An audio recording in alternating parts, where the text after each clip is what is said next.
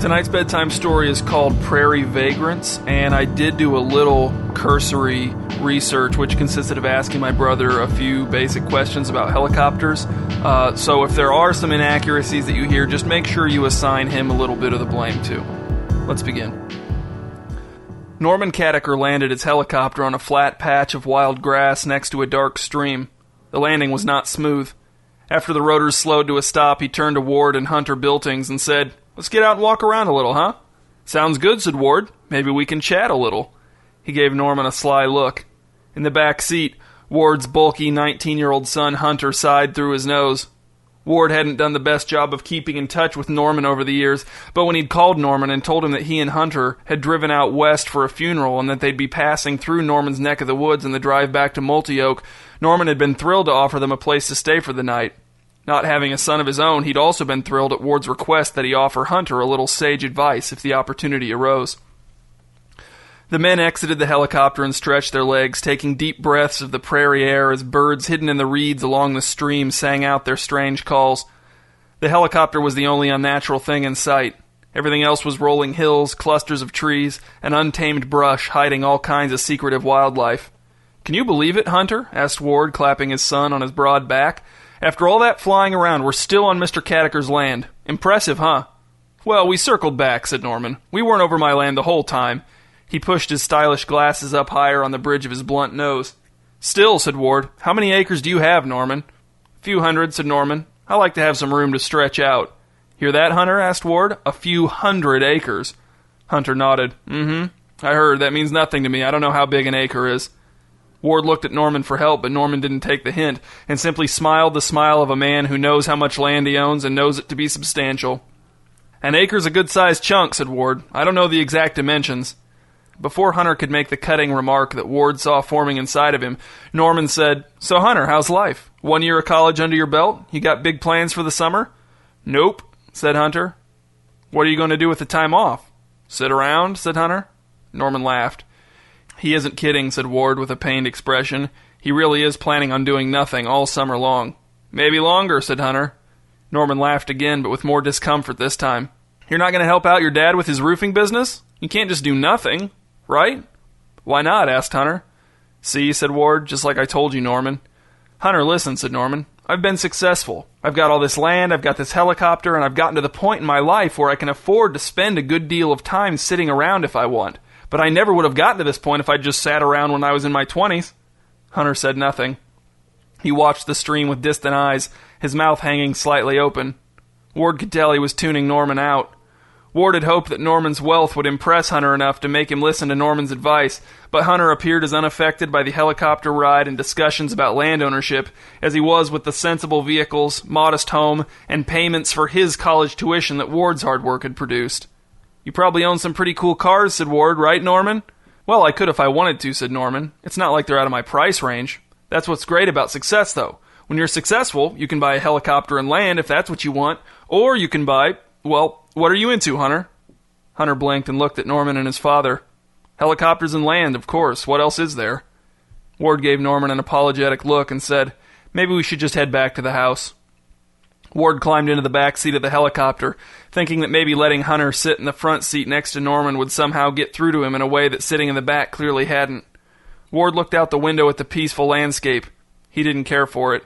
If he were to ever own this much land, which he wouldn't unless maybe a storm destroyed every roof in Multi-Oak, he would do something productive with it. Just letting nature run the show so you could occasionally drop by in your helicopter and look at it for a while seemed silly.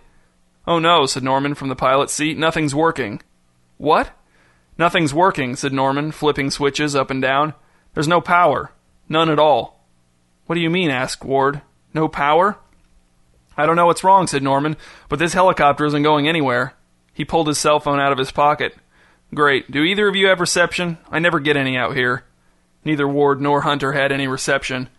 "We're going to have to walk," said Norman. "Which way do you guys think my house is?" "You don't know?" asked Ward. "I usually just fly straight up, and then I can see it from the air," said Norman. "But, I'm pretty sure we can figure it out." "How long until it gets dark?" asked Ward. "What time is it?" asked Norman. Ward looked at his watch. "It's 4:45. "Then I don't know," said Norman, "but we should get moving." "Too bad you can afford a helicopter and all this land, Norman," said Hunter. "It's a real shame." The evening was still and calm. Norman had chosen a direction, and it had seemed arbitrary at the time, but Ward figured that if they just kept walking in one direction, eventually they'd have to find something. The rolling hills made it hard to see very far in any direction. Ward hoped they'd encounter something man-made over every rise, something that would indicate they were on the right track, something that Norman would recognize, but they didn't, and Norman just kept saying, well, this still feels right, doesn't it? Neither Ward nor Hunter bothered to answer him. The sun seemed to be setting faster than usual. It was senseless. What possible reason could there be for the sun to set so quickly? Ward's irritation at tramping aimlessly through nature while dumb creatures all around felt right at home began to turn to worry. He wished he'd taken a more active role in navigating the way back to Norman's house. Hunter hadn't said anything for a long time, but Ward couldn't imagine that this experience was having a positive impact on his motivation to succeed. It was probably just making him sullen. When Ward looked over his shoulder, Hunter indeed looked sullen. Leading the way, Norman mounted another small rise and stood next to a stunted tree with his hands on his hips, his shoulders rising and falling as he panted. "Civilization!" he called back to Ward and Hunter with a grin. "Really?" asked Ward, his thighs burning as he climbed up next to Norman. "Yes," said Norman, "it's a fence." Ward wasn't impressed. The barbed wire fence ran off in both directions, disappearing among the hills. It was not in good repair. "Is this your fence?" "In a way," said Norman. "I didn't build it, but it divides my land from one of my neighbor's land, apparently." "Which neighbor?" asked Ward. "That depends where we are," said Norman. Ward heard Hunter's heavy footsteps as he came up behind him. He wasn't breathing as hard as the older men were. His naturally robust physique seemed to be serving him well. So much untapped potential. For roofing, sure, but for many other kinds of labor as well. "So obviously we should just follow the fence row," said Ward. "We could," said Norman. "Or we could cross under the fence and see what's beyond that hill over there. Maybe we'll spot my neighbor's house, and we'll be able to get a ride back to my place." "All right," said Ward, expecting nothing. He wanted to make a sarcastic comment about Norman's leadership, but he didn't want to set a bad example for Hunter. After taking turns crawling under the fence, the men trudged to the top of the next rise. There, down in a valley a little less than 100 yards away, was a pale blue barn. There were no other buildings around it, nor even a road leading up to it. "See," said Norman, "I knew it." "A barn," said Hunter in a flat voice. "Hurrah, we're saved." As the men approached the front of the barn, they heard a whinny and a snort from around the side. They walked around the corner and saw a yellow, sway-backed horse eating thistles. The horse was saddled but hitched to nothing, apparently uninterested in wandering away. He looked at the three men impassively. "Someone must be inside," said Ward. There was a big double door on the front of the barn that was probably designed to admit heavy farm machinery. Norman pounded on it with his fist. "Hello," he shouted. "Neighbor! It's Norman Caddiker." It sounded as if a generator was running around the back side of the barn. "Maybe we should try this door," said Ward, pointing to a smaller door next to the big one. Without waiting for a response from Norman, Hunter walked over to the smaller door, turned the knob, and stepped inside. Ward and Norman followed him. The interior of the barn was lit by electric bulbs hanging down on log cords from the high ceiling. The walls were lined with old stalls for livestock, but one of them had been converted into a crude jail cell which contained a bearded man in shabby clothes. And standing in the middle of the barn floor was a glowering old man in brown coveralls zipped up under his white stubble-covered chin despite the warmth of the evening. He had a giant revolver in each hand. "Oh, great," he said. "More vagrants." "Hold on there," said Norman, smiling as if the man wasn't pointing guns at him. "We aren't vagrants. I'm your neighbor. My helicopter stopped working and we're trying to get back to my house." "You didn't crash no helicopter," said the man. "You'd be dead. Vagrants are the worst liars, the very worst." "No," said Norman. "No, we—" "Get in here," said the man, taking the padlock off of the door to the cell. He swung the door open and prodded the cell's occupants back from the entrance with jabs from one of his pistols. "But we're not getting the cell, vagrants!" The man clanked the barrels of his pistol together over his head. When he shouted, Ward saw that most of his teeth were silver. "Let's get in the cell, Norman," said Ward. "We don't want to get him too wound up and start shooting us." "No more talking!" shouted the man. Ward looked at Hunter to see how he was handling the situation. Hunter had the satisfied expression on his face that always appeared when Ward was proven wrong on any subject, though Ward didn't see how any of this could be construed as his fault. Norman, Ward, and Hunter crossed the dirty barn floor and filed into the cell while the old man shouted, "Get!" and waved his pistols. Then the old man slammed the door behind them, clicking the padlock back into place. "There," said Norman, "we're safely in the cell. Can I tell you who I am now?" "No!" shouted the old man. "Get a job!" "I've got my resume on a flash drive in my pocket," said Hunter. "Do inmates have access to a printer in this facility?" "Shut up, vagrant!" The old man fired one of his pistols at a bale of hay against the back wall of the barn. He missed high and shot a hole through the wall. Then he stormed out of the barn, slamming the door behind him. "Why do you say things like that?" asked Ward.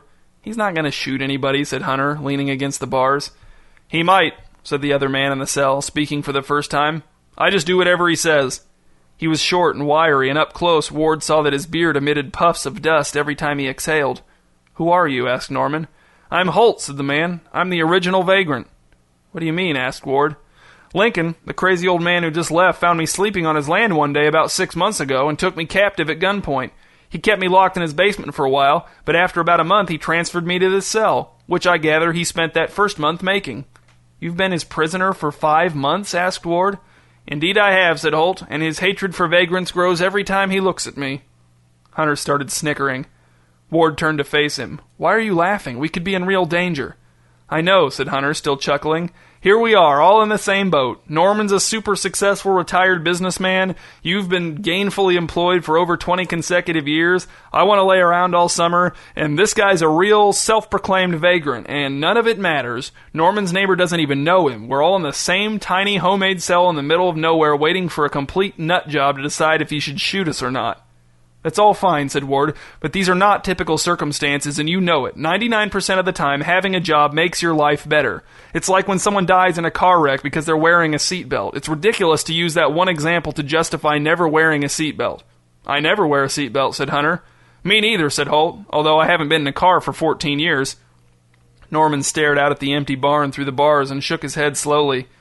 "It's not your fault, Norman," said Ward, only half meaning it.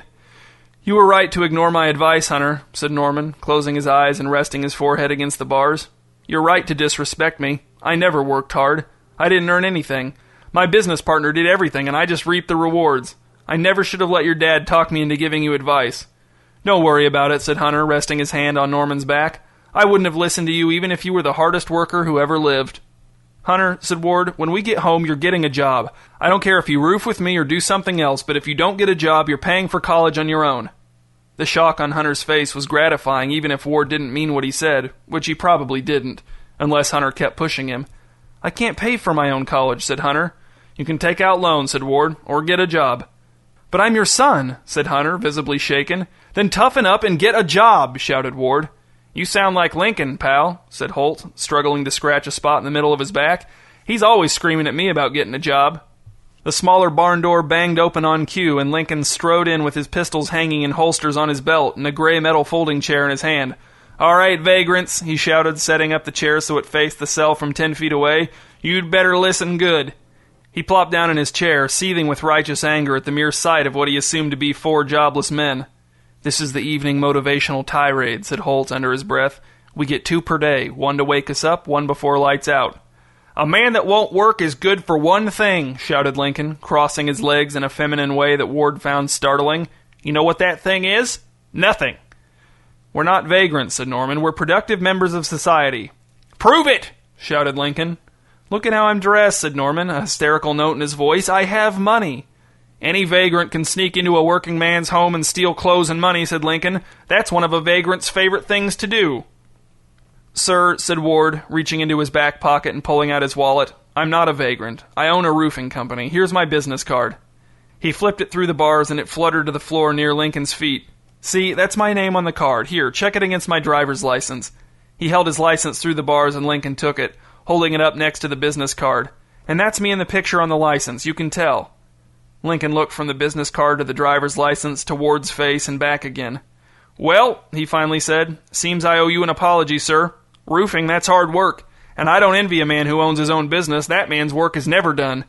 He handed Ward's business card and license back to him and took a key out of his pocket.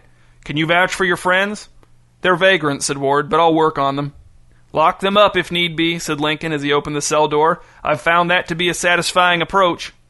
Holt tried to follow Ward, Hunter, and Norman out of the cell, but Lincoln put a hand on his chest and said, "Hold on there. The roofer didn't vouch for you, vagrant."